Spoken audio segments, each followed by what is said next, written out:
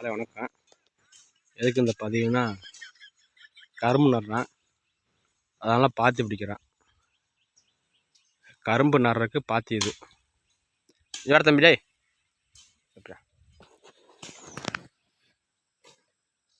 இது அன்னமையை அதோடைய அங்கேருந்து காட்டுறதா எடுத்து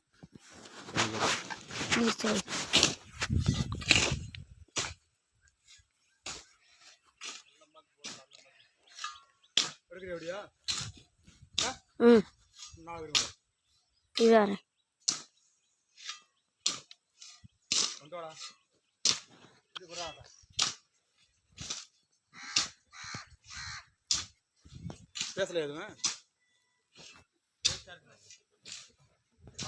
பேசிட்டு. உங்கள் அனைவருக்கும் வணக்கம்ங்க. திண்டுக்கல் மாவட்டம் செங்குறிச்சி கிராமம் எஸ் பாண்டியனூருங்க. எனக்கு வயசு 35 ஆகுதுங்க. நாங்கள் வந்து கரும்பு போட்டு 20 வருஷத்துக்கு மேலே ஆகுதுங்க. ஆயில் இன்ஜின் வந்து வச்சு ஓட்டிகிட்டு இருந்தோமுங்க. இப்போ சோலார் மோட்ரு மூலிமா விவசாயம் பண்ணிகிட்ருக்குங்க. ஒரு 15 மாதமாக விவசாயம் பண்ணலைங்க, ஒரு பிரச்சனைனால. இப்போ தாங்க விவசாயம் பண்ண ஆரம்பிச்சிருக்கேன்.